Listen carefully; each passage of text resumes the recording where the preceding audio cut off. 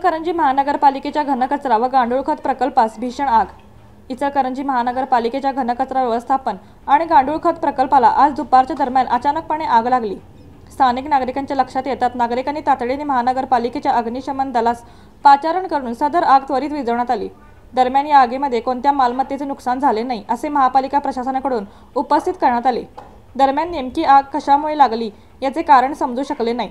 या दुर्घटनेबाबत आरोग्य विभागाचे आरोग्य निरीक्षक माळगी यांच्याशी 9637757812 मोबाईलवरून संपर्क साधला असता कोणताही प्रतिसाद दिला नाही। दैनिक प्रगत हिंदुस्थान करिता इचलकरंजीहून तानाजी सावंत।